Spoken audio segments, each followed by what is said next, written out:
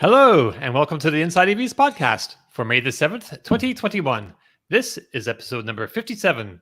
Our top stories today: Rivian preparing to launch a summer tour, GM makes a military-grade electric pickup, Tesla massive demand means it's sold out for the next 90 days. I'm Dominic Ioni, Inside EVs forum moderator and Inside EVs editor. Joining us today is Tom Logney, Inside EVs editor and host of the YouTube channel State of Charge with Tom Logney. We also have Martin Lee from the EV News Daily podcast, available on all your usual podcast platforms. And of course, Kyle Connor joins us from Out of Spec Studios. He also puts together scrumptious videos for the Inside EVs YouTube channel. Please subscribe and tap that bell icon for notifications. Okay, so welcome, gentlemen of the panel and ladies and gentlemen of the audience. Let's kick it off by talking about what's charging up in our driveways this week. Kyle, I understand you've had a Volvo XC60 T8 Inscription. Oh, it's been nice. Well, it just got here yesterday, and yep. So had a whole bunch of cars this week. Actually, I think we had 6 or 7 on test, but this was the only one with a plug. Very nice car, Inscription XC60. All the same things that I've said about Volvos over the past applies here. It's the right size, best sound system in the world, and great electric driving. I will say I've noticed an odd intricacy about these Volvo plug-in hybrids, and that is that if you try and drive it in all-electric mode on the highway, they overheat, and they cannot sustain they can do like 72 miles an hour wide open on the highway, but it backs down the power on you. And it's one of the few plug-in hybrids. I've noticed it in the XC90, the XC60, and the V60 Polestar now. I've all driven in the last few months. And they just can't sustain highway speeds in electric mode. Unlike the BMW plug-in hybrids or the Toyota RAV4 Prime, which just is a monster in electric mode. So high clarity. Mm-hmm. I mean, there's tons of others that right. are able to support highway driving, which I think is a little disappointing because driving around town, it's really nice. You can use the full accelerator pedal when you have it locked in electric mode, and it won't kick on the combustion engine. So you can floor it in EV mode, get all the electrons out of it that's possible before kicking on the combustion engine, which I think is a great feature. Every plug-in should have that. Some of them, like Porsche, actually have a little moving plastic bit on the underside of the accelerator pedal that give you how much you can push down given your state of charge and speed. It's really nice. And yeah, just a nice Volvo. I love them. I actually almost ordered this exact spec last year. I think Martin was involved in that one too with a friend's dealership. And literally it's two the same exact spec I almost got, denim blue with a blonde interior, XC60 T8 Inscription, no massaging seats on this one. They're left at the factory. So can't spend too much time in it. What's the inscription stand for? Oh, that just means it's the nice one. It's got the fine grain leather. It's got all the good seats and things like this. So driving in electric mode, how many miles around town you get? Yeah, well, I'm going to do the range test probably tomorrow in it before we leave on an adventure. Okay. But 70 mile an hour? 70 and the city. So plug-in hybrids, I do a under 40 mile per hour stop and go mixed driving. It's not as scientific, but I do still do a loop style test and try and end back to my starting point. And then we'll do a 70 mile per hour, or at least as close as we can get. I think if I start on flat ground with the Volvo and not accelerate up to highway speeds in the electric mode, it won't overheat it. So that's how I do plug-in hybrids anyway. I run the combustion engine till we're set at 70, and then I switch it to electric mode. How many miles do you think you're going to get? Yeah, so probably 25 in the city and 21 on the highway, because every Volvo's been the same. Right. Okay. Though, regardless of the shape, they all go the same distance in our test. Right. And also, I understand you also have some zero DSRs showing up. We got a bunch of zeros. The driveway is going to be full of them by this afternoon because we are taking a few on a trek this weekend. Well, I should say not just this weekend, this entire week off grid. So if anyone tries to contact me, we don't get back to you anyway, but we're really not going to get back to you now because we're going to be in the middle of Montana, off the grid, no cell connectivity, road tripping, a couple zero motorcycles, across the entire state of Montana, including, I don't know if you guys remember, but last year on this channel, we featured Brian from I1 Tesla's Model Y with a lift kit and off-road tires.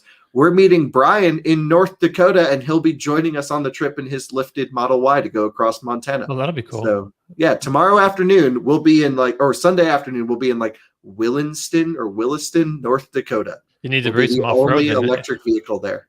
You need to race some off-road, like a true, like not even a dirt road, like off the road. Like, I don't know what kind of, I don't know if there's desert, sand, or what the conditions would be like, but that would look cool. Probably going to be pretty rocky and dirt and lots of grizzly bears to dodge. Okay. And what's the bikes you're on? So we'll be on the Zero DSR Black Forest. It's the BF one. That one. To the right. Yeah, you got it. It's over two more. There's a BF, so DSR BF one. Oh, that one. There you go. So it's got the bags on it.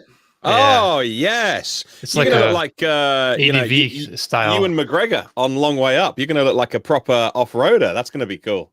Right. So it's our first special road trip of the year for Out of Spec Motoring. We really wanted to go on more, sort of creative adventures. And the idea here is to take electric motorcycles on a long distance trip, which is tough. No DC fast charging, only 14 kilowatt hours, no charging infrastructure where we're going. There's no Tesla infrastructure, no J1772 infrastructure. It's really worst case scenario. It's going to be campgrounds. We'll probably bring a generator as a backup, or we'll just put them in the van. We have a little support van that we rented. And it's going to be awesome, I think, at least. Zero's really doing pretty well. They've just had their 15th anniversary like a week or two ago. Yeah, Zero's kicking it up big time this year. Yeah, they're really kicking it up. They used to be like just glorified mountain bikes at one point. So I think we're going to see some big things from them soon. Yeah? Yeah. I don't know what they are, but they're hyping it. Okay. You hear something in the background, some chatter? Yeah, I hear some chatter. They're like, hey, we just want you to get comfortable on these bikes because, something might be coming. So we'll see. We'll see. But if you go over to their SRF bike, that's really nice. The Zero S. Right. So the SRF and the SRS are the same. It's a nightmare website. It won't go left. Anyway, carry on. I can't work the bikes don't have reverse. Like that one. So that platform, I would imagine they're going to maybe have an off-road version of something on this platform, maybe because this is like the new bike platform, and the DSR is not the old one. It's possible. So the SRF and SRS are the same bike. Right. Martin's really struggling over there. Come on, Martin. You're supposed to be a pro at this. Just refresh. I'm taking the website off. I can't work it. I'm taking my toys home and I'm sulking. So if you're curious about the SRS, we already have tons of videos live across all of our channels and Inside EVs from last year where we did I think we rode it for 3 months. We basically rode it everywhere, put as many miles on it as we could, stress tested it, had nice pro bike. Riders rip it around the track in North Carolina. Man, did that thing just perform flawlessly. That was a monster of a bike. Right. Stupidly fast. I mean, you pull out of your driveway and you go, oh, I'm doing 130 miles an hour. I had no idea. Let me slow down and put a jacket on. So it's one of those like just insano bikes that I shouldn't ride because when I get on a motorcycle, my brain turns off. So just awesomely fun. Right on. All right, hey, Tom, how you doing? I'm over here. What's up? I'm not planning anything nearly as exciting as what Kyle's doing. I'm the boring guy. So, you guys could check out for a minute if you think that we're going to be talking about awesome road trips. That unfortunately ain't happening here in Jersey. So this past week, I believe we did a Tesla Model 3 70-mile-an-hour range test, and we talked about a little bit last week, but the post went up, and there was a lot of chatter about that. There were a lot of comments. So you got like 305 miles, but then went 5 miles past the 0 mark, and people want to know how much farther we could go. And you had planned to go until dead, but then that didn't quite work out. So just tell us about that, and your secret weapon for doing these range tests? Yeah. So, doing these range tests, it's difficult because you have to time when you're going to be arriving at the DC fast charger as close as you can to when the vehicle is going to run out of juice, and it's not easy. During the tests, the range is constantly adjusting. So I'm figuring, okay, if I do one more loop here, I can just about end up at this DC fast charger or this supercharger. So to make a long story short, I ended up, I hit 0 at 305 miles, and I was still 5 miles from the supercharger. And I was able to continue those 5 miles just fine and arrived and plugged in. So we ended the test at 310 miles. State of charge was 0. It was freaking out. It was telling me I'm at negative battery and all this stuff. So, we ended the test. But the goal, as you mentioned, was I had planned on driving it till it stopped. And the way I'm going to do that is there's this new company that just came out called Spark Charge.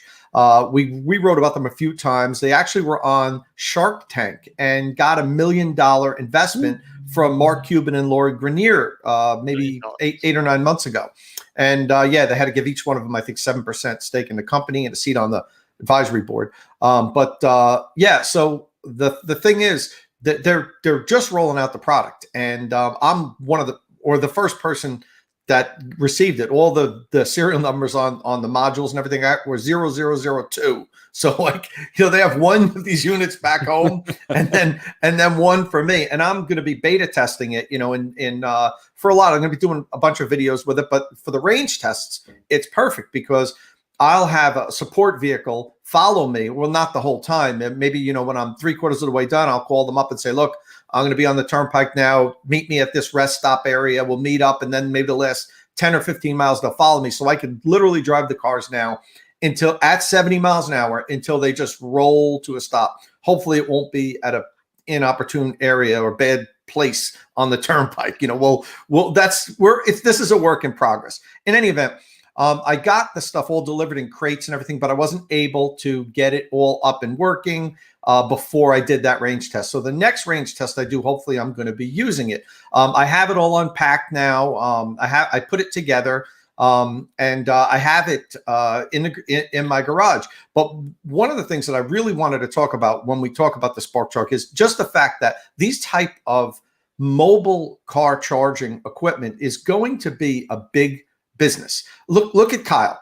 He's going on this trip now. What's your biggest problem, Kyle? You can't recharge the damn things. Has that been an issue this entire time? We had companies left and right promise us, oh, you can tow our giant battery pack. Oh, wait, it doesn't do J1772. It's just DC. Oh, we'll get you these 2 big battery packs. Never heard back. And then it's like, oh, yeah, sorry, we'll get them to you. Still never heard back. Just insane, the level of quality of business in mobile car charging and the lack of follow through I've seen across the board. Yeah, well, there's a lot of companies trying to figure this out. I mean, we did an article on Blink last year where Blink has this portable generator. It's a gasoline generator. Right, yeah, and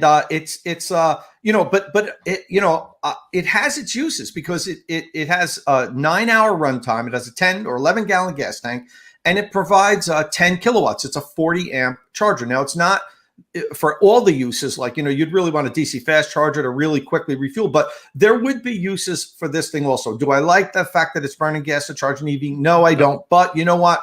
We're not there yet where all of the mobile charging equipment would be. I mean, Kyle, if you could throw this thing in the back of your van, it would probably suit you guys just fine on this. We're bringing one that does pretty much the same thing as a backup. There you go. So what I'm getting at is there's going to be a market with this. And as electrification advances, proliferates, more and more people are driving these cars, more and more people are going to need some type of a mobile recharging solution. So enter Spark Charge. It's this modular system that they have where you stack batteries on top of each other. They kind of snap into each other. Each battery module is 3.5 kilowatt hours. And then you have the charging equipment on top. It's a DC fast charger, can deliver 20 kilowatts. You can stack up to 4 units. Now, there it is in my garage. I literally just put it together. And it's a CHAdeMO unit. They're coming out with their CCS version in a few months, but they made the CHAdeMO unit first, not really because they love the Nissan Leaf, which I'm not saying they don't love the Nissan Leaf, but because then they could use a CHAdeMO adapter for Tesla vehicles. And let's face it, 80 or 85% of the electric vehicles on the road today in the US are Teslas. So, hey, you got to make the product that can be used first. Now you can see there's 2 battery modules. Each one of those are 3.5 kilowatt hours, and they just snap on top of each other. Now they each weigh 65 pounds. So what you're looking at there weighs 150 pounds. And me with my bad back, you see I put it on a dolly. It's not the best mobile solution for me. I mean, it wouldn't be something that you'd be lifting in and out of your trunk all the time is what I'm saying. This isn't really a consumer product where you would buy because you have an electric vehicle and you'd want to charge it, on the road. This would be for roadside assistant, fleet management. SparkCharge tells me that they're getting a lot of racetracks calling them and saying they'd like to buy these units. Apartment buildings and condo associations saying, we'd like to have one of these available for our tenants. So, I mean, that's some of the use cases that this thing has. I haven't really used it too much yet because I'm just kind of putting it together. And as I said, I'm beta testing it. So there's still a couple little glitches going on there. Like you could see in the upper right-hand corner of the screen, there's a battery module there that threw a fault. So I had 3 battery modules, but now I only have 2. And so it's a work in progress. But I love this product. I think some things like this are going to definitely have their uses, and roadside assistance, AAA. You could literally call AAA when you're not going to make your destination. You don't have to wait until you run out. You can call them up on your cell phone and say, look, meet me at the Starbucks on Route 78. It's a mile away. I need a charge. And what you do is, you'd call them, or you'd use SparkCharge is coming out with, it's called the Boost EV app. And that app is going to link to people in the area that have mobile roadie systems. It's called the roadie system. And it won't be limited to like a AAA. Like they're thinking of all different use cases for this. They might even have Uber drivers that have them, because they're out there driving around all the time. And you realize you're going to run out your little Spark EV, Dom. It's got terrible range, and you can't make it home. And you pull into a Starbucks, you pull out your Boost EV app, and you say, here I'm here, I need a charge. You go into the Starbucks, you're sitting there having coffee. The guy pulls up, he plugs in. You'll get about a mile a minute of range, and each module will recover somewhere around 15 miles of range, which the goal of this thing is basically just to get you to a DC fast charger or to get you home. And I think it's a great unit. It's rough, it's still new, but I think things like this, these mobile recharging units, they're going to be huge business in the upcoming years. All right, can I ask a couple questions? I got a couple questions for you. First off, I reached out to this company last year, almost 1 year ago, before we went on our summer road trip, and they said, "Oh, we can probably send you a unit for your trip." Great. So now here we are, 12 months later. Tom is just getting his first media unit, the first one, a year after they said we could probably support your trip. And it's got faults. So what's the likelihood that this is going to make it to production anytime soon? It sounds like there's some serious issues here, Tom. Well, it's being produced in low volume and being beta tested. So they've got financing. We know they have cash, and that, cash can solve a lot of ills, Kyle. A lot of these small startups that start these projects, the reason why they never make it to production is because they run out of money. From what I understand, SparkCharge is well funded, not just Mark Cuban and Laura Grenier of Shark Tank. They've got very good funding, and this is one of the reasons why I think it took long, is because they had a system made last year that they were going to go to market with, and they found problems with it that they didn't believe were correctable, or it would have been too much to correct. So they kind of redesigned the whole thing. And this roadie system is the second generation of the system. And so I think that's why they had a little bit of a stumbling from the beginning. Their original system that they had never actually made it out. They redesigned it. They lose the lessons learned, and they came out with this new roadie system. So let's see. I'm literally like the first person to use it. I don't even know the pricing, to be honest with you. It's many thousands of dollars. That's going to make or break it. Yeah, well, Yeah, the because thing you is, could just get a diesel generator with a DC fast charger 24 kilowatt CCS on there. And if that happens to be cheaper, that's what everyone's going to go with. If this is cheaper, no one's going to say, I'm going to carry around limited capacity that costs more just so it appears that I'm trendy and green. Maybe some people, but it needs to be better than a diesel generator with a CCS or CHAdeMO DC fast charger on it. Well, it'll be quieter, and you'll be able to use it in a lot more different places, like indoors, in garages. AAA doesn't care. Where a car can go, you can hear an engine. Diesel generators are quiet now. Same with gas ones. You could start that puppy up, plug in a car, you're good to go. I'm not saying it's a bad idea. I think I'm soured by the whole, yes, we're almost ready 1 year ago, and now we're still have faults. That's like the typical startup kind of thing. You promise now it's just and then amazing. figure out how to deliver later, It's the easiest way to get money. Look at this amazing product that can make the world move backwards, and then, oh yeah, we still haven't designed it yet, and it doesn't work. So we've seen this a million times over. It's just getting to me. I will say one thing too. They have another business model that isn't just this roadside assistance. I ran out of energy. Come save me. Yeah. That they haven't released yet. That I think is really interesting. Okay. Can't really talk about it, but they have another business model, another use case for this that I'm excited about it. Oh yeah. Oh, it's cool. Nobody's even, from what I even understand, nobody's even mentioned what they're trying to plan. So keep, we'll see how that progresses. On this topic of roadside EV charging, on the larger scale, I was over at Lightning E-Motors the other day, which is that company that produced that electric transit that we tested for a little while. Yeah. Really cool company, local here to Colorado down the street. They have a trailer that we were originally thinking about taking on our Montana trip for our bikes. That is a 200 kilowatt hour battery pack baked into a trailer that you can tow behind a pickup truck, or they have one design that fits inside one of their electric vans. It can DC fast charge, I think, at 150 kilowatts to charge the battery all the way up. And then it can output, I think, again, about 150 kilowatts, something like this. And I just think that's a great idea for mobile roadside charging of like trucks and buses, similar to Spark Charge.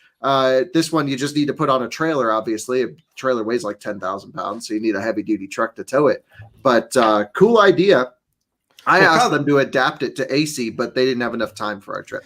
I mean, just think, if this model works for them, if the roadie system works, and they get everything going, they could change it. They could make it this giant unit that charges faster. Oh yeah, it could be a family of Well, I'm just saying for buses or whatever.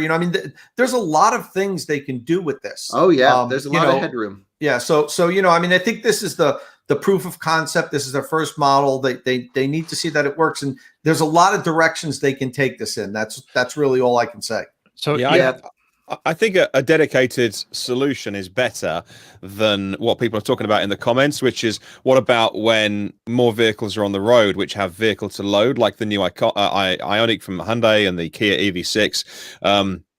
And yeah, sure, you can get energy out of those cars, but I think about 3.5 kilowatts peak. So yeah, you can technically charge an EV from that EV, but then you're using the energy in that vehicle. So if you're talking about roadside recovery and things like that, I think it's a bit like home storage.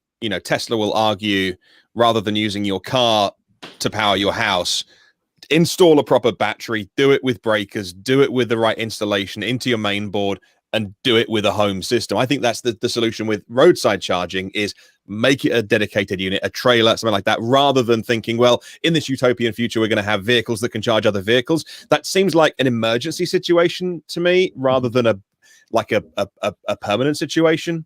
Absolutely, Martin. What if you're where you don't, you're on a road trip, you're 100, 200 miles from home.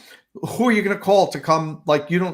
Maybe if you're around your where you live, you can say, hey, Martin, could you come over and I'm out here on the road. Could you give me a quick jump? Sure, I'm not doing nothing. But when you're far from home, you don't know where anybody is. You can't rely on another friendly EV owner to just drive by and say, oh, sure, I'll give you a charge. You'd pull out your app and say, look, I need a little help here. And hopefully within 10 or 15 minutes. Yep. True. Yeah.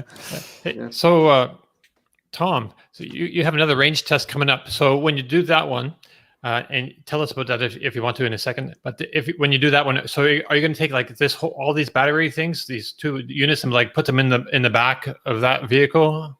Is that how you're going to do it? Yeah, no, okay. I wouldn't, because then it would be lugging around 150 pounds and it would like affect the range test. Right. Yeah, exactly. So no, I'm hoping to do it with a Model Y soon. The problem is I have a friend who just got a Model Y like 2 months ago, and 2 weeks ago he's sitting at a red light and somebody just rear ends him. Just drives right into him. So we had it all set. We were going to do it, but now the back of the car's all smashed. So he's got to get that fixed first. Once that's out of service, we're gonna take it out. And what I'll do is I'll be in my pickup truck, and I'll meet him at a certain point once he's or I'll drive his car.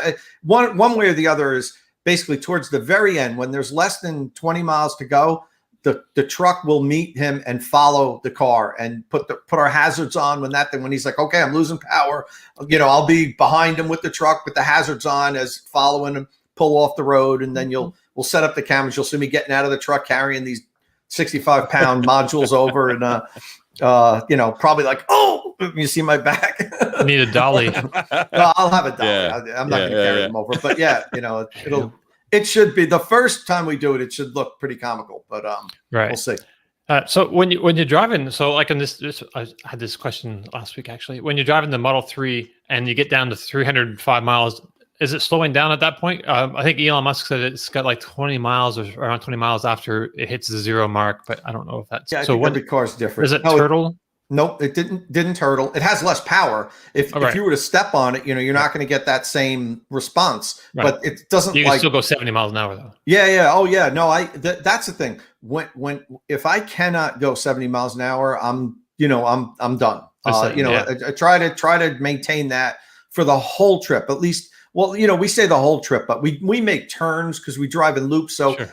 There's times we're getting off the highway and, 99% of the time we're at, 70 miles an hour. But, unless we're on a track, it's not perfect. But, if when we do this, when we use the spark charge to recharge it, when the vehicle can no longer maintain 70 miles an hour, I'm done. It's done. We pull over and do it. Yeah. Because it's 70 mile an hour trip. Right. Wow. And plenty of people who drive Teslas have run out of energy when the dashboard says more than 0. Yeah. It's all about BMS calibration. If you are hard on it, especially when towing a trailer, Teslas will run out with 4, 5, 6, 7% still remaining on the dash. It's just a guesstimation as to pack voltage. And if you're constantly draining pack voltage, you'll essentially just hit the bottom breaking point. It shuts off. You're dead. So it happens a ton up here in the mountains in Colorado. I think just a couple of weeks ago when I was driving the Mustang back in, 2 Kia Niro lifts died on the climb up the hill. You gain like 4,000 feet of elevation and you're just like pulling all the pack voltage down. And, they have passengers in the car that are like, here's my first experience in EVs and it's dying. And this is why I'm not as optimistic that EVs work for every use case. And I think here, for rideshare EVs, if it's a long distance trip, you need to let the driver know that it's like, hey, we're going up either in elevation or distance. And right now, I think they just say if it's more than 45 minutes, one of the driver was saying. So that's a tough one. They need to take elevation into account for sure when predictive, right? Yeah, but that's too much integration for most people to handle, these days. So. Yeah. All right. And also, Dom, one last thing I want to mention really quickly. I know we put it in the post, but I can't say it enough. People get so heated over the range tests. Like, you didn't do this, you didn't do that. Listen, every range test is going to come. I could do my same car and take it on the highway 5 times, and I'm going to get slightly different results each time. Right. We don't do controlled, where we're on a track where we know exactly. We can't run the racetrack. Yeah, we do these range tests to give people a relatively good idea of what they can expect if they were to drive in the approximately the same conditions. When Kyle does his test and I do my test, we're on different roads. The elevation change is slightly different, even slightly different makes a difference. If there's 5 mile an hour wind when I'm driving, but he does it and there's 10 miles an hour wind, that's going to affect it. So, don't get so like people just want to fight over you. No, you should have called it at 305 or you should call. you should say 315 instead of 310. It doesn't matter. It really doesn't matter. We're not trying to do a scientific test to say this is definitively the range of this vehicle. We're just trying to give people an idea of what they could expect if they drive in similar conditions. And you know what? A car with 5,000 miles is going to be different than a car with 15,000 miles. There's been more battery degradation. I mean, there's the BMS calibration, like Kyle said. There's so many things that are involved. Please don't get so hung up on our results that like to fight us over 3 or 4 miles. It's really useless to really argue over that. And we're not trying to replace like the EPA numbers at all. We're just like, this is a supplemental piece of information that can help you if you're on a road trip. You know, generally, so if we say that you can go 305 miles in your Tesla Model 3 or whatever, you know, maybe think about charging at 250 miles so you have lots of buffer. Or I don't know, Kyle, you're the road trip master. You maybe like 285 miles or something. I don't use miles. Miles are just wrong. Okay. Because you can never match them. Okay. Yeah. What do you use? Oh, just percentage. Okay. So my Model 3 performance, just driving normally gets about 200 miles on a charge, maybe 210 if I really stretch it, sometimes less. And that's just cruising 75, 80 down the highway, not driving like my style. I do have the little roof crossbars on it though. So I just put it in percent and I double the percent. And so if it says I have 80%, I know I can go 160 miles because that would be 200 miles at 100%. Right. My car also, almost 90,000 miles now. It's did great. Wow. Right. All right, so let's move on. So there were no big auto shows or big reveals this week, but we did hear about one prototype making a debut of sorts. So GM Defense held an event on the occasion of it opening up a manufacturing facility in North Carolina to produce an infantry squad vehicle, an ISV. They held a little ride and drive for some politicians and the press, and most of the examples they had on hand were much like the ones that they plan on building, like all diesel powered and actually kind of noisy. They did, however, have a single electric version of it there, but it wasn't even mentioned in the press release. They call it the all-electric military concept. It's literally a concept vehicle. They weren't asked by the military to build it or anything. They just kind of did it to show that the army, what they were capable of in a shorter period of time. So this thing is basically the same as the ones they will be making for the Army. It's built on the frame of the Chevy Colorado ZR2, but with an E-Crate electric powertrain. So basically that's the same components in the Chevy Bolt EV. So it has 200 horsepower, 266 pound-feet of torque, 66 kilowatt-hour battery. The electric motor is up front, but it's rear-wheel drive with four-wheel drive capability. So I believe it has the same drivetrain as the diesel ones. Range estimates they were giving were pretty wide ranging from like 70 miles to 150 miles. About 90% of the vehicle is made from off-the-shelf parts. So this particular vehicle is a pickup truck version of the ISV and seats 5. I think they have other versions that seat like 9 people. So apparently they took it off-road at the Charlotte Motor Speedway Rock City Campground on Monday, and it performed exceptionally well, they say. And it did the same course as the other ISVs, which included a steep, muddy, and rocky hill climb. So now I'm looking at this thing, and I'm thinking how successful civilian versions of military vehicles have been in the past. Think like the Jeep, of course, and the G-Wagon. So I'm wondering how hard would it be to commercialize something like this, and maybe using like the Altium architecture. So Kyle, it's got to win a couple wars before it does that. The reason that Humvees are so popular and G-Wagons are so popular is because for at least 20 or 30 years before they went on sale to civilians, we saw machine gun fire coming out of them, troops getting out, very patriotic for either Germany or us, whichever way you look at it. But, there's some emotional connection to wartime and fighting. I look at this and I go, where are the bulletproof doors? Where's the bulletproof glass? Why is it only a single motor? How is this going to win any wars? It's really cool. I mean, it's not really for battlefront. But that's why it's not going to be popular in civilian culture. It's got to win wars on the battlefront. It's got to do something. That's why those vehicles were so popular. This is like, we made something for the military. Cool. Well, the military eats Cheetos. So if you buy a Cheetos off the rack at a grocery store, well, now you're, tactical Cheeto eater. This isn't, I don't think this will be commercialized to right. No, I don't think it will be either. But I'm looking at it though, and I really like this bare bones thing, and it's like, just so that'd raw. be a great safari truck. It'd Super be really basic, cool. But you know what would be even cooler than this? About a 6-inch lift, and then pull the doors off my smart car. I bet it would be tougher than this thing. So, hey, when you're next time you're in North Carolina, do you know when you're in North Carolina next? Oh yeah, we pop in all the time. Because I bet you they would let you drive this. I mean, they just have it sitting there, right? I don't know. We should definitely try to do that. Yeah. I mean, so it sounds like they let GM Authority have it, and I think they're going to be putting out a video at some point, and they haven't yet with it. We should take it over to the track, and we'll do a 1 lap in the GM ISV EV. That would be awesome. Then we'll take it on the off-road course. We can shoot some guns out of it too, which would be a blast. We'll have some machine gun fire on the front range. We'll just make sure everyone's out of the way. Sure. And my point, I'd like to comment on this. To me, the story isn't the vehicle. It's the E-Crate. You know, it's GM's E-Crate, and that they're continuing to work on this. Listen, I am so psyched about the E-Crate. I hope that GM commercializes it, makes it available. I can't tell you how many people have approached me in the last 10 years writing about EVs and living with them that have said, I want to convert. Where do I get, is there like an off-the-shelf kit, full conversion? Right. GM will sell the hell out of these things if they really produce a cool, complete kit that people can convert their cars in. I've been waiting. I know there's a few manufacturers out there.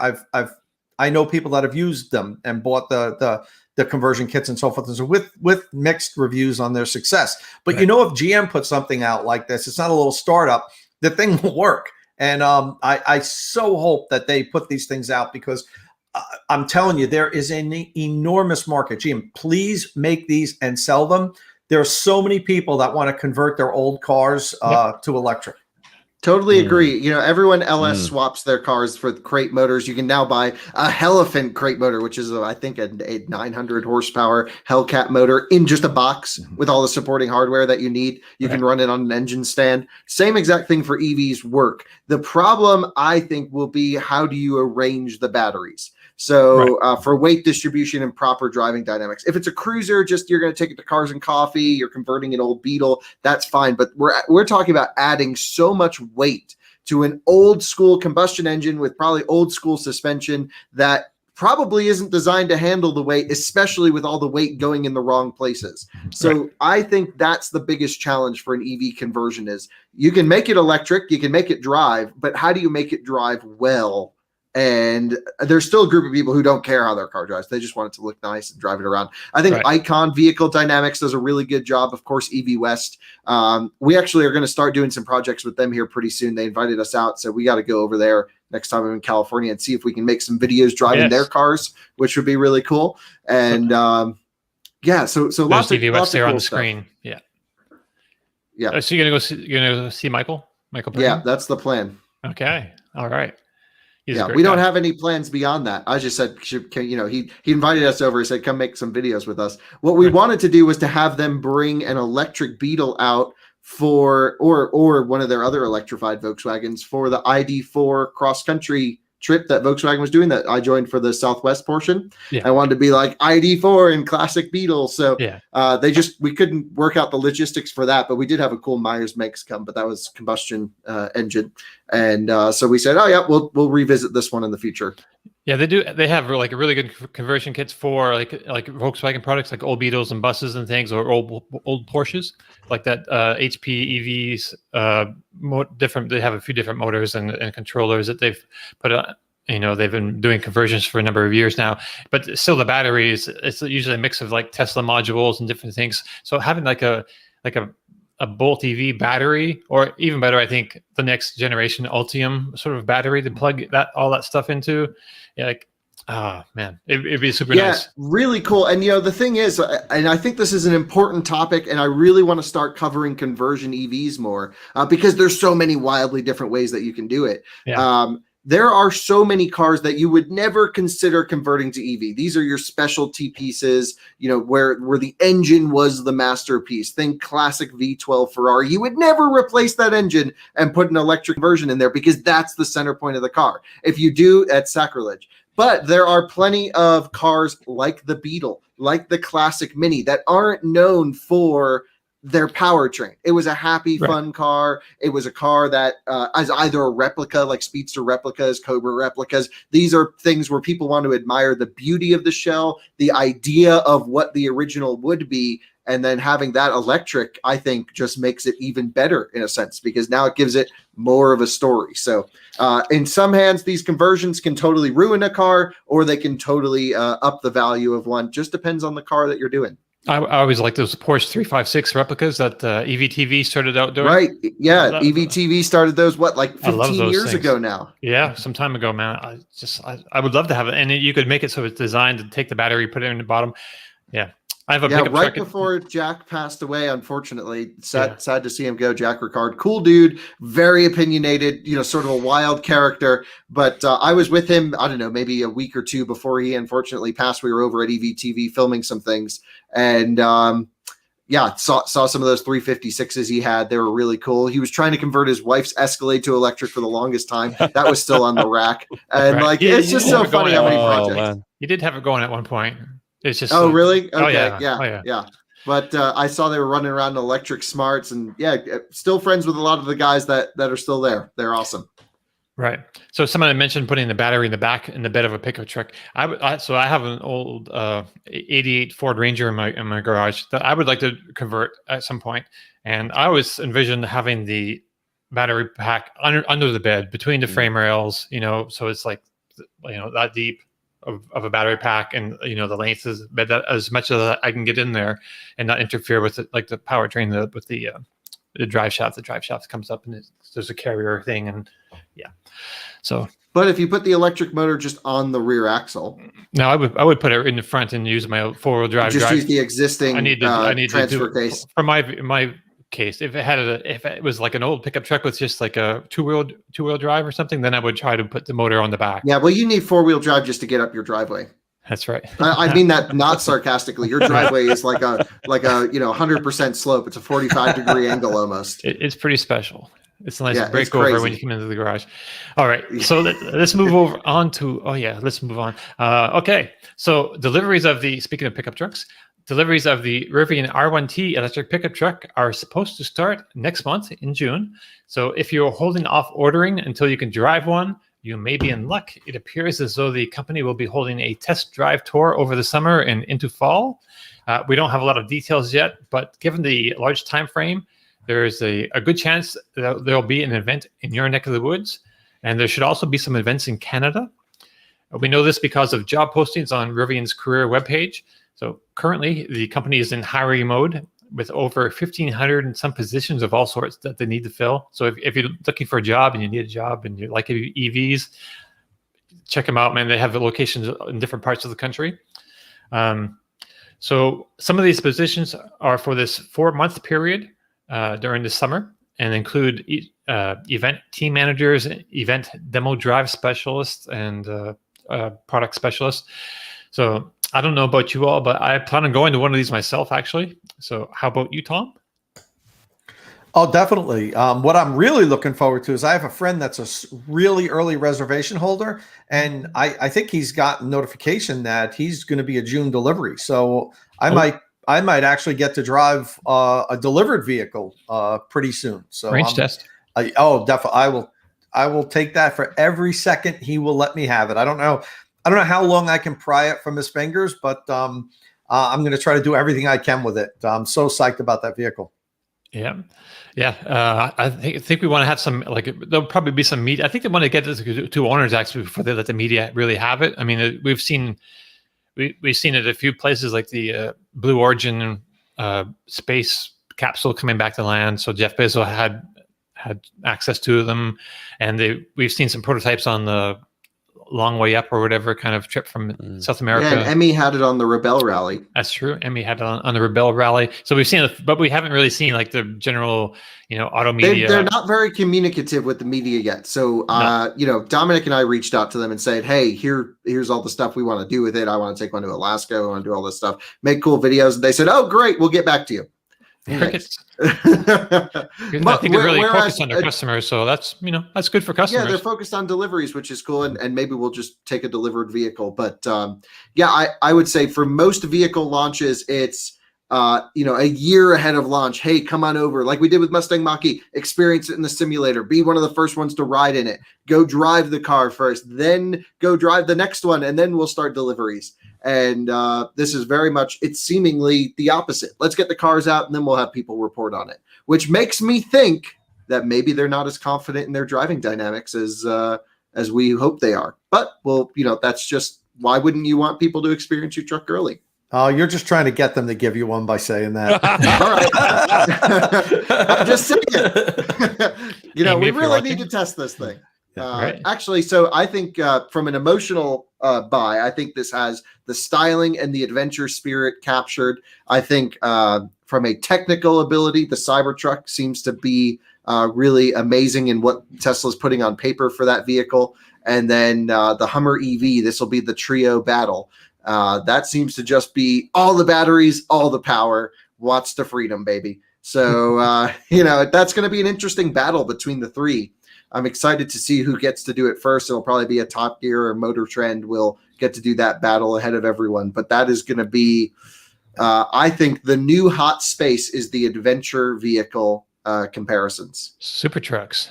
Basically super trucks. Super trucks. Absolutely. Yeah. I don't know if the Rivian qualifies for super truck. Yeah, Maybe it does. 3 seconds 0 to 60 is 3 seconds 0 to 60 is cool. Okay. It's pretty I take that truck. back. Yeah, that's a super truck. You get all three of those trucks out on the track or, off-roading like that and produce a video and, you're going to be counting views in the millions, not in the thousands. Well, it just depends if we can be early to it. My guess is, we're a relatively small outlet between out of spec and inside EVs compared to some of the big ones. Inside EVs is not too small, but I don't think we'll be first to market for anything that is that good. So don't expect anything from us early on.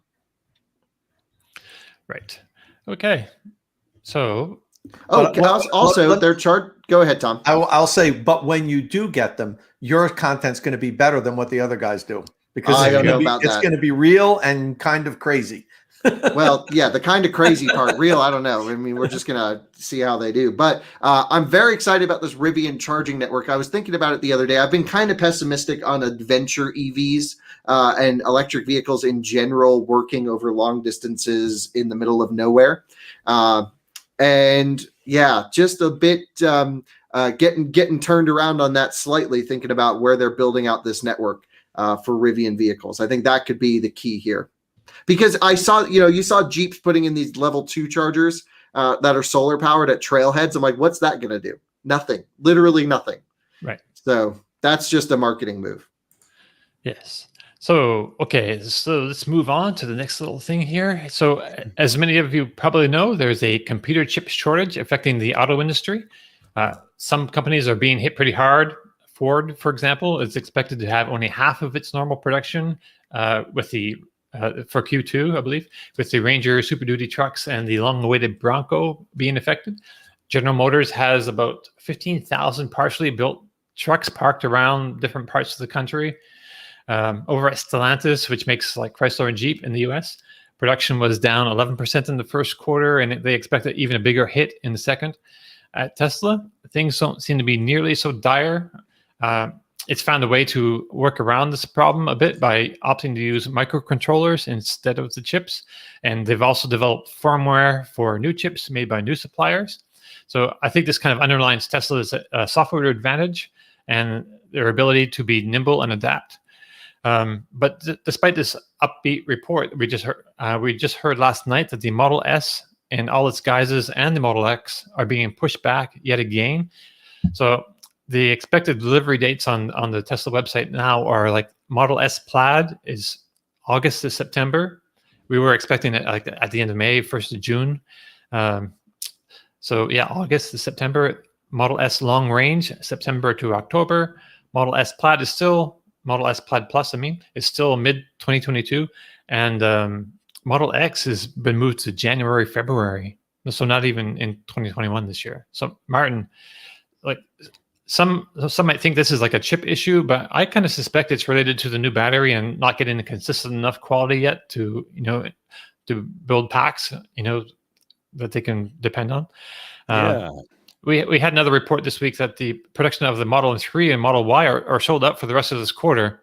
Well, so what say you? Well, okay. So on microcontrollers, of which I'm not going to pretend I'm an expert on. Everyone on the internet seems to be an instant expert whenever a story comes out like this.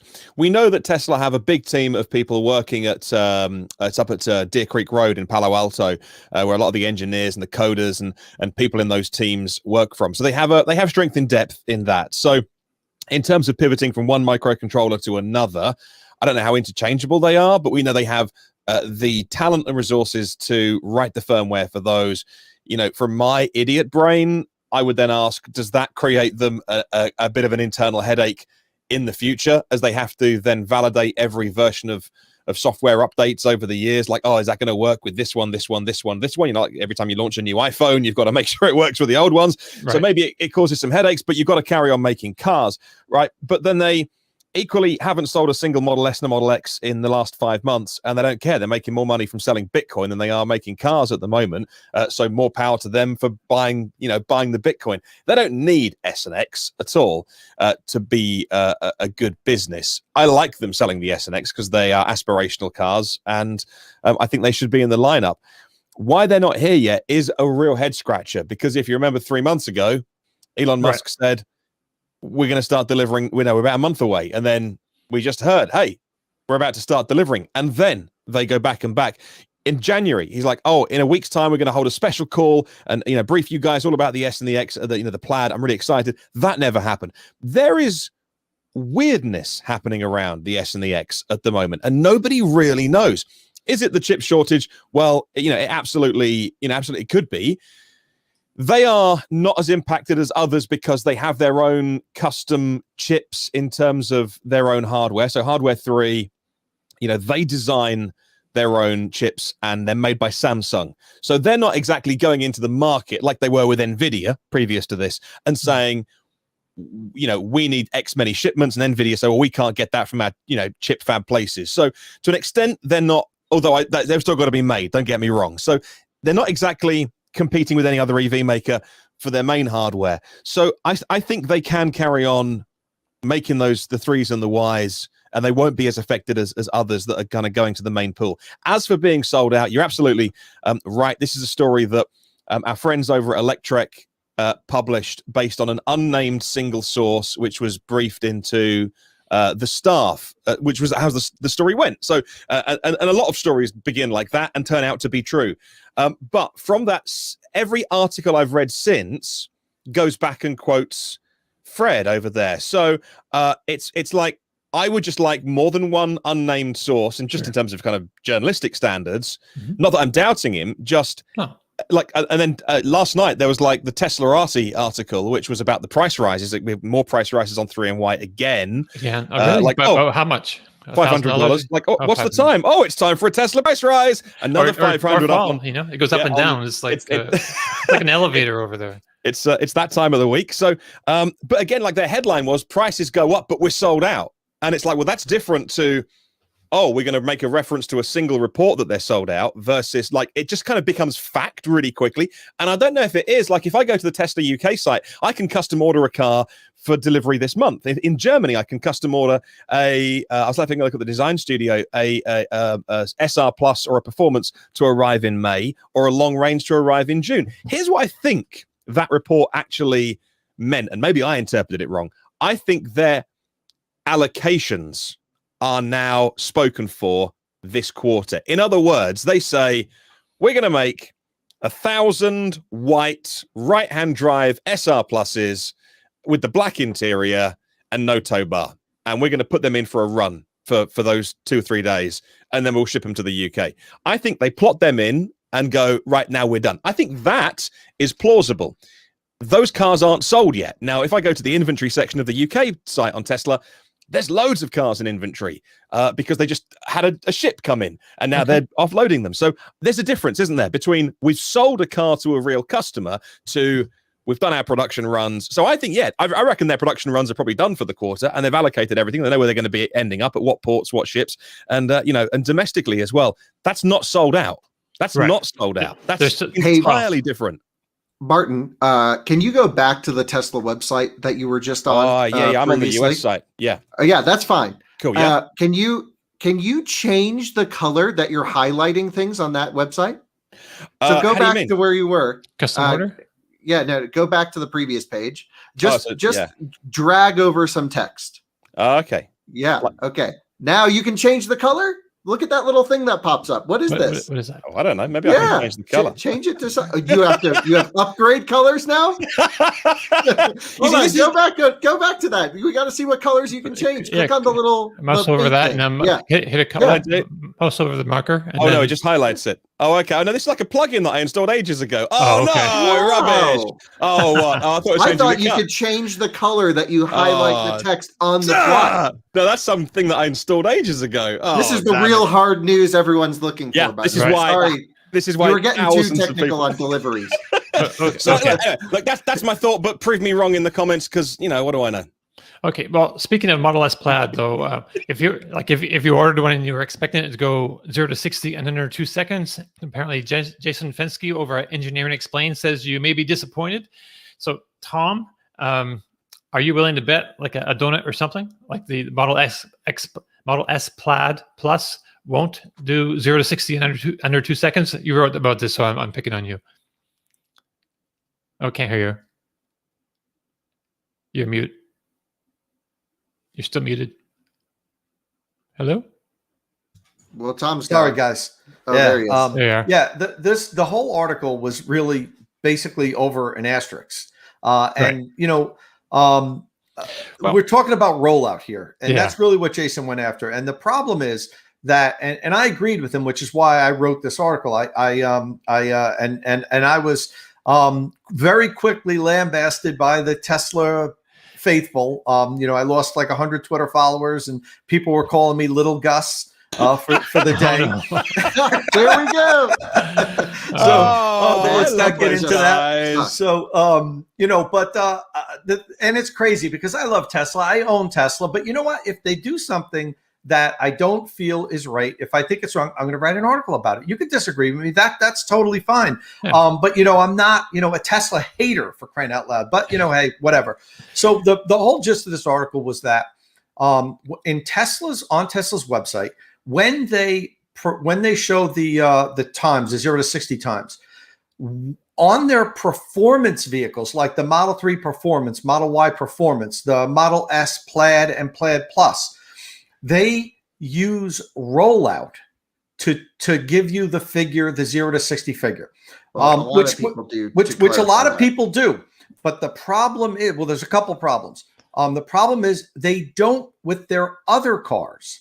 So they show you that, okay, the Model 3 dual motor long range goes 0 to 60 in 4.1 seconds. But if you get the performance, it does it in 3.1. It's a second faster, but it's not, because they tested the performance model using rollout. And when you use rollout, you're really timing the 6 to 60 mile an hour time, because in that first foot, it gets up to about 6 miles an hour. That's totally fine if you want to use that. Just make sure it's clear. You put a little asterisk and you say on the bottom, use with rollout, and be consistent across your product line. If Tesla wants to use rollout, I'm totally fine with that. But don't only use it on some vehicles and then only put an asterisk on the product, like the advanced product information page, not on the main page where it shows the times. Rollout's fine. Use rollout all you want. But don't pick and choose what vehicles and then compare them and say, hey, for an extra $10,000, you could shave a second off your 0 to 60 time. No, you can't. And that's the whole gist of this problem. Be transparent, be fair, show it for all the vehicles. Use it if you want, but don't pick the vehicles you want to use it for. Okay, that's my rant. So rollout is something that they use in drag racing for like over the quarter mile, and it just subtracts like the first foot or something of the vehicles. I'm not even sure why they do that, but they do it. Maybe Kyle? There's tons of reasons, but it has to do with launching inconsistencies mainly. Okay. Mm-hmm. So I'm looking at this, but for 0 to 60, I believe some other, I think Motor Trend was also using rollout for 0 to 60 Everyone times. uses rollout. All the magazines do, and some of the OEMs, not all the OEMs. Right. So all of the magazines do, but they clearly state that with rollout. The problem here with Tesla was it wasn't clearly stated, and it was inconsistent. The inconsistent thing is what bothers me. Not even the clearly stated. It should be clearly stated. But what really bothers me is the inconsistency. They say, okay, this car goes 0 to 60 in this time. This car goes 0 to 60 in this time. You could shave a second off your time if you give us an extra $10,000. But that's not the case. Use it on both, or don't use it on any of them. That's how I felt about it. Does Porsche use a rollout, Kyle? It's hard to say. I wouldn't be surprised if they don't. I don't believe they do. And here's one of the reasons why. Every magazine that tests Porsche vehicles gets a better 0 to 60 time and a quarter mile time than what Porsche puts out. They always, under promise and over deliver. So I would be willing to bet that Porsche does not use rollout. I agree. So just for reference, Porsche is very notoriously for years, forever, very underrated. So for Taycan Turbo S, they did their 0 to 60 published numbers on the Aero wheels, and then they did their range tests on the 21-inch big wheels. They intentionally try to make the vehicle. Now, so not the 4S, the 4S gained range for 2021, but it didn't. They just put I think they put the 19s on it. They didn't even put the 18s on. So Porsche is just very conservative, and I love that about them. When you get a 0 to 60 time, let's say on a 911 turbo, it's 2.7 seconds, whatever it is. That's like at the top of Pikes Peak with the worst quality gas is what you're going to get. That's your worst case scenario. So just like the backup for our last story for a bit, Frédéric Lambert, ça va bien, is in our comments, and he's just talking about, he's the lead at Electric. So he says the source in question has been consistently right for years, as per my reporting history, and we've used his reporting, of course, from the same source without questioning. Well, we don't know for sure what sources you have, if it's the same guy, or if you get from different, or if you have different sources in there, or if it changes. But it's good to know it's the same source. And I think. Can I bring up something really quick? So you guys know Alyssa and my girlfriend. Her mom just bought an ID4. I wanted to hit it around the hour mark when everyone's left. And the reason I bring this up, because she doesn't know how to download an app from the App Store on her iPhone. We were trying to help her to just download PlugShare, and she could not figure it out. And now she's buying an ID4. So this is going to be an exciting story to unfold as to how electric vehicles work for the non-tech savvy. It will be my own, sort of test here to see if she can figure it out. Okay. Wow. But, So I just wanted, just to back up just again for a second. We're always backing up. I just wanted to, say to Fred that Martin's not questioning your journalistic integrity there. He's just, just generally standards are, you want to have, as many sources as you can. And so this is one source that's unnamed, which is, and, you've been pretty accurate in most of the times, with this source. But it's always good to have more sources, and we just like to hear. Like people watching wouldn't know, because I'm not a journalist. I'm not a trained journalist or a member of the journalistic unions that we have over here. But I've employed plenty of them. It's the only bit of the media that is unionized over here. And there are certain standards that people watching wouldn't know, and that is that, like one of those is that you would always try and seek two sources for any story. So if it's ever less than one, you can absolutely go with that and run with the report. And like Fred says, it's someone he's used many times before. I don't know if he made it clear in his article or not that it was the same guy or girl. And Fred is always more right than he is wrong. But just if people are reading it, it becomes fact really quickly. And it's the other publications that then run with it. And I've seen it everywhere from like blogs to mainstream media, is that you always need to ensure that where that story comes from, you kind of cascade from an official public a press release with a quote from somebody who's an employee at the top, and it kind of then cascades down right. to So people tend to build on that sometimes. It's like right. the game And so, telephone. yeah, just need to be really careful with things sometimes, not questioning anyone's integrity or even the validity of the story, which is, absolutely, super interesting to talk about. And so, just to kind of clarify what I meant, I was trying to explain to the kind of layman watching that, like, there are different strengths of source, as it were. But that's good to know. I think we should do a cross collab. We should have Fred on, and then one of us should go on their podcast. I think that'd be kind of fun.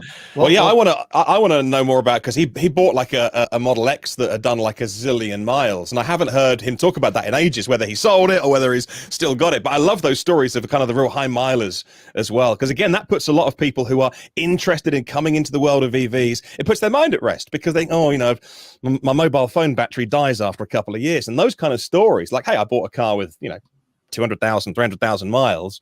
It might have had a new battery pack at some point from Tesla early on in its life, but it puts people's mind at rest as well. So yeah, lots of good storylines to talk about. Yeah, and thanks for checking in, Fred. I always watch you and Seth's podcast also. You got some good information over there, but we appreciate you checking in on the comments here. Yeah, I think Seth actually started the website originally, I believe. I got to meet him once in last year or before in the before times. That's so funny. Fred, go back and watch what we said. It wasn't talking blank, blank, blank, blank. Oh, no. Okay. Oh. Yeah, right. We can't show that one. We can't show that, but you can read his comment. It's a family channel. Yeah. So let's move on to the next story. So this is, I'm kind of most excited about this one because, So some viewers may know that I am really, really, really, really, I really love the Honda Prophecy concept. And it looks like it will be made into a production vehicle in 2022. That's like really soon, like next year. So, and it's going to be called the Ioniq 6.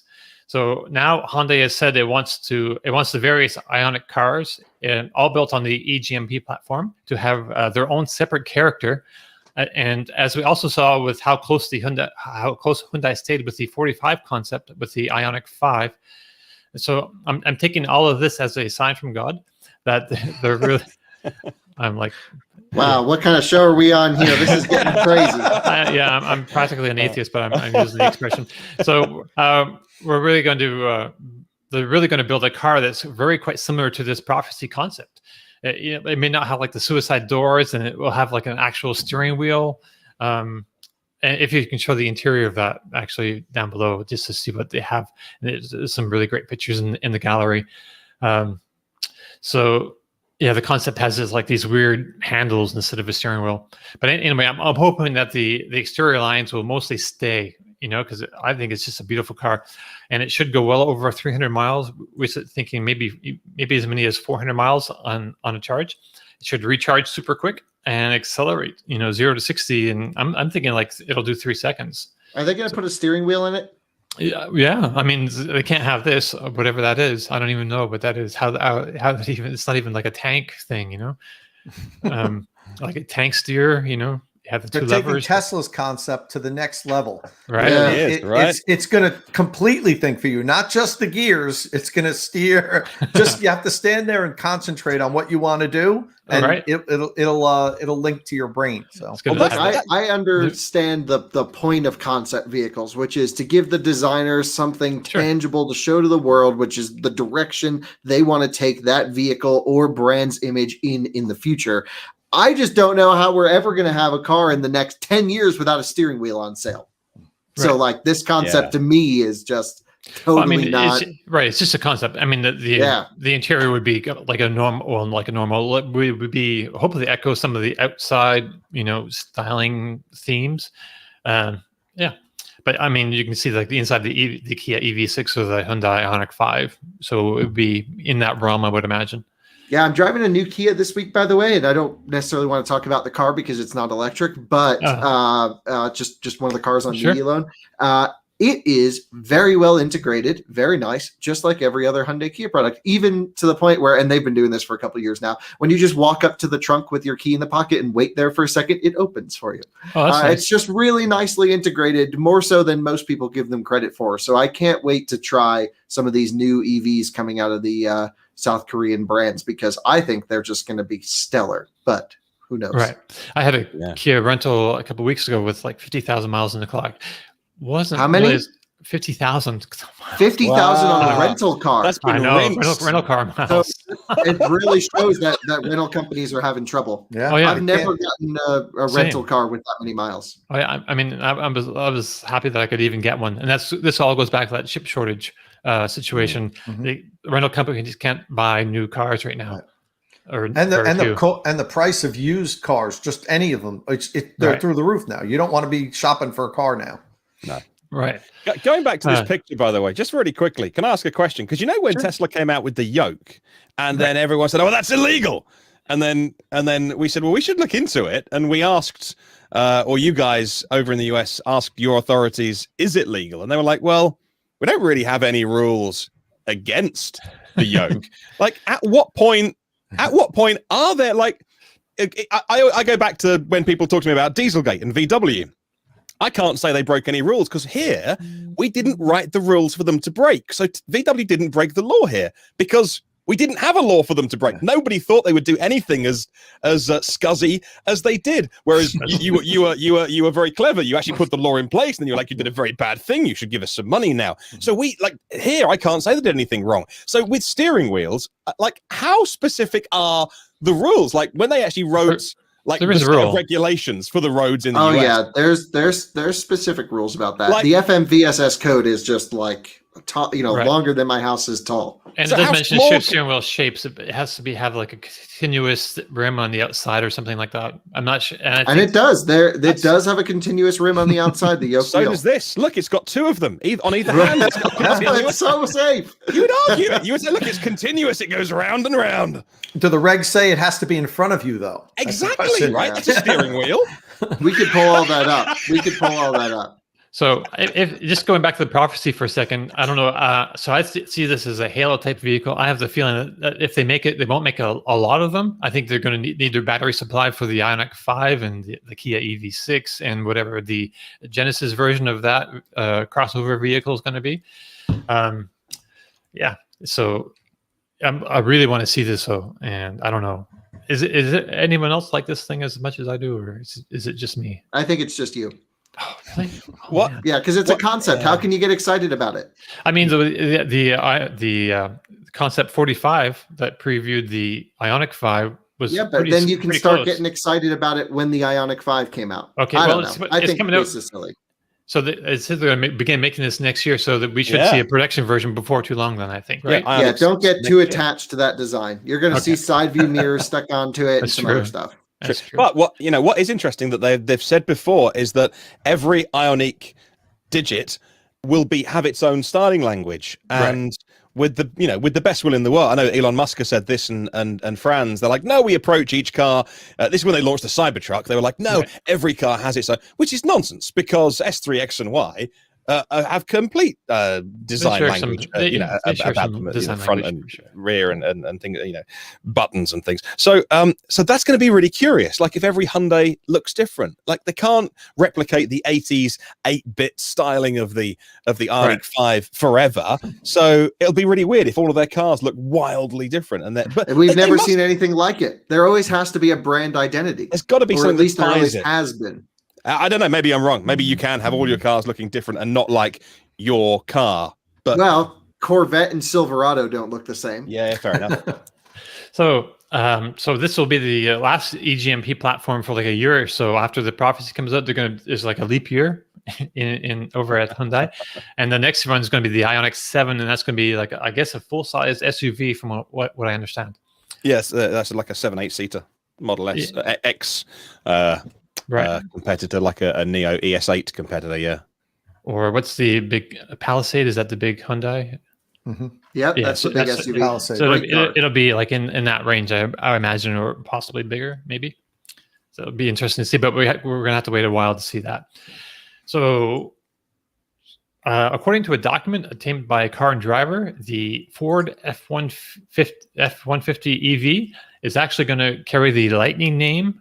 So when we talk about Ford electric pickup trucks, I think we're going to be talking Ford Lightning, and that was a trim level back in, I think it came out in the early 90s, like 93, I guess.